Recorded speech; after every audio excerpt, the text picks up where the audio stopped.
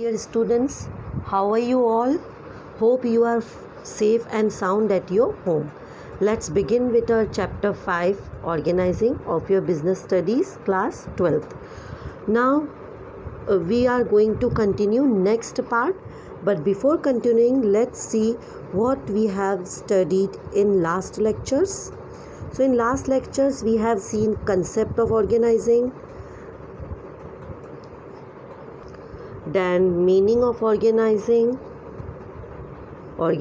process, which consists of identification and division of work, departmentalization, assignment of duties, establishing reporting relationship. Then we have seen importance of organizing, that is benefits of specialization, clarity in working relationship, effective administration, optimum utilization of resources, adaptation to change, development of personnel, expansion and growth.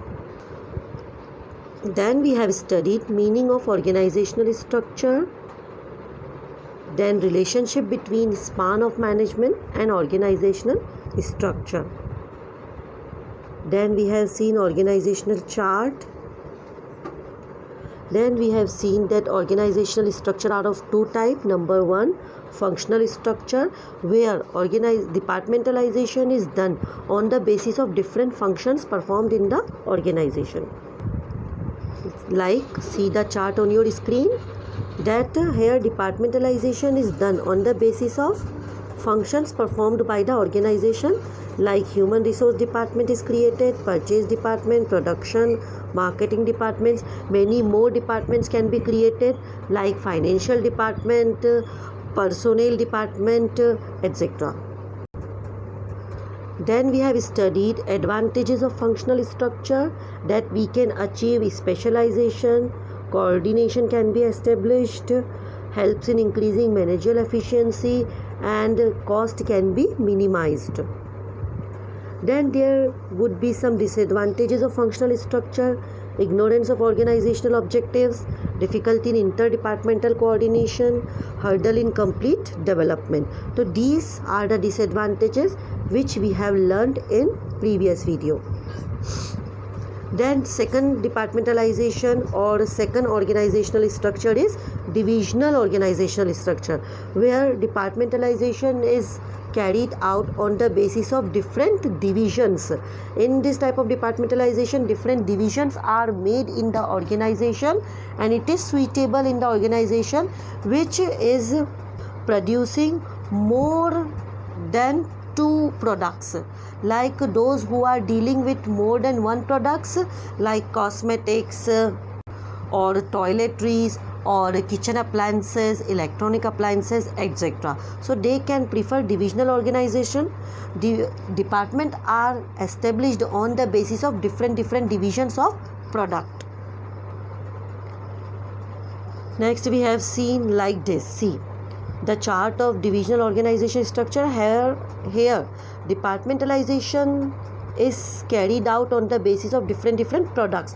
Each product is a separate division, like automobile department, medicine department, garments department, and textile department. And from each department we can form or we can apply functional department in each department. Like in automobile department, they can form human resource department, purchase department, production department, and marketing department. Then we have seen advantages of divisional organizational structure, that quick decision making is possible because every departments act independently, take decision regarding their department independently.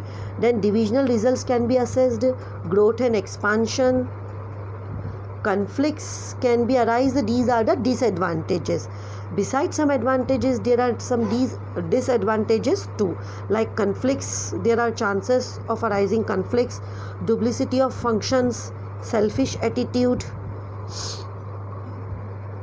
etc. Now in this video we are going to study further part, that is delegation of authority.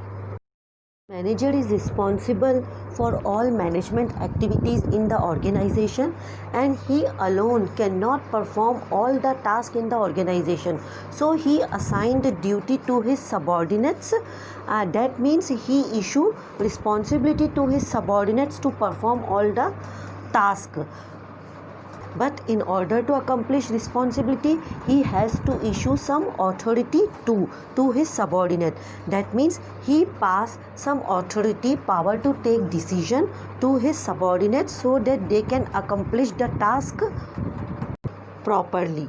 And he creates accountability in order to bring effectiveness and efficiency in the given task. So the whole process is called delegation. So delegation means granting of authority to subordinates to operate within the prescribed limits. The manager who delegates authority holds its subordinate responsible for proper performance of the task assigned.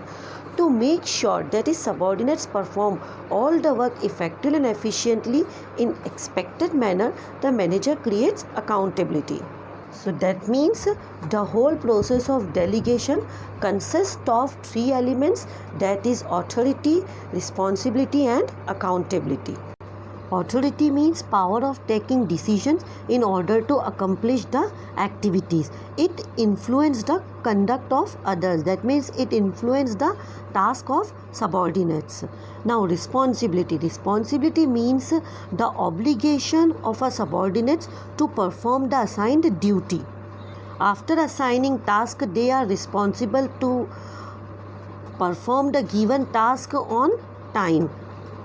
Now accountability. Accountability means answerability. When authority and responsibilities are issued, with that accountability creates automatically, so that the performance of employees can be measured in the form of success or failure. So he is answerable to his superior for its success or failure with accountability. The principle of absoluteness of accountability, as delegation is very important process to carry out the work systematically, effectively and efficiently. But remember students, it is very necessary to understand that authority and responsibility can be passed by the manager, but accountability cannot be passed. Though accountability is necessary to create in order to accomplish the task effectively and efficiently, but it cannot be eliminated for the manager. That means manager is responsible fully for the performance of the subordinates.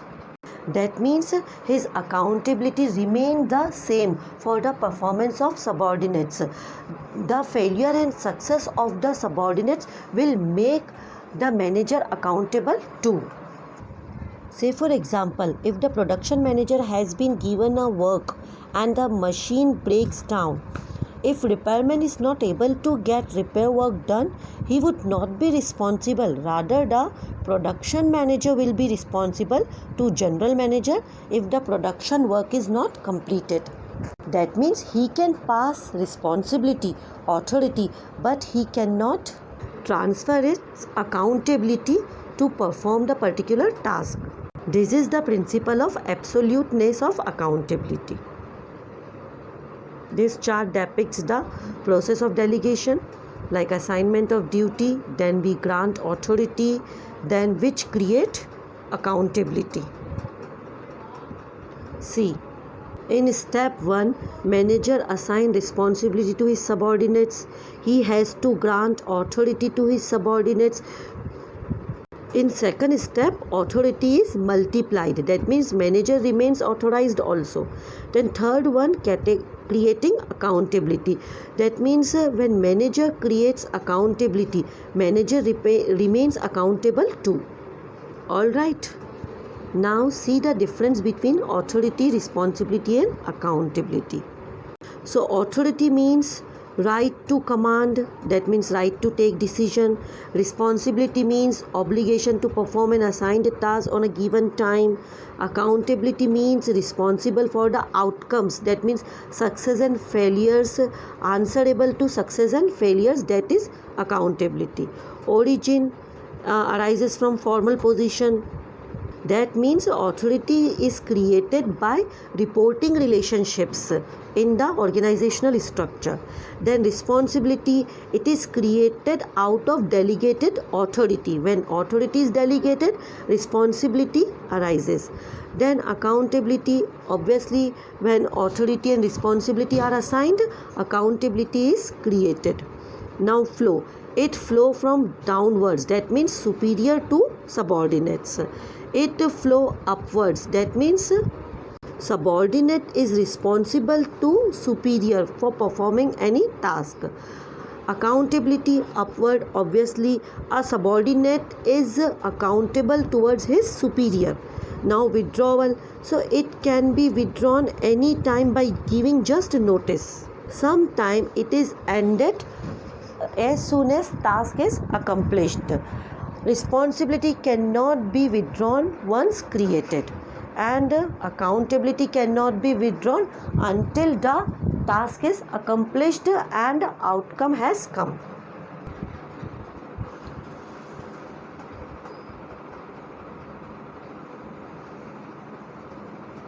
Now on the basis of above explanation, see the importance of delegation of authority.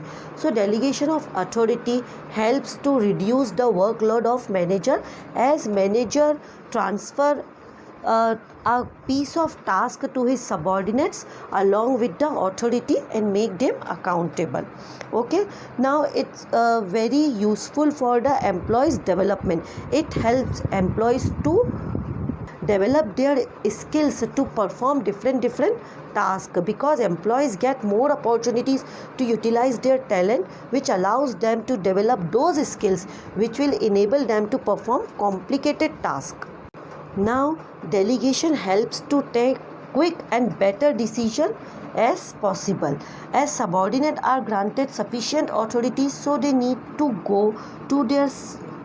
not to go to their superiors for taking decisions concerning the routine matters. That means they can accomplish tasks by their own ends.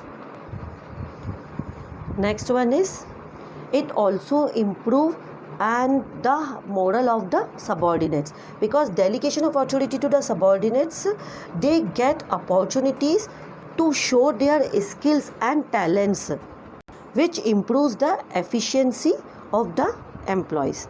Now it helps to achieve better coordination, because delegation defines the powers, duties and answerability related to various job positions, which results in developing and maintaining effective coordination. All right.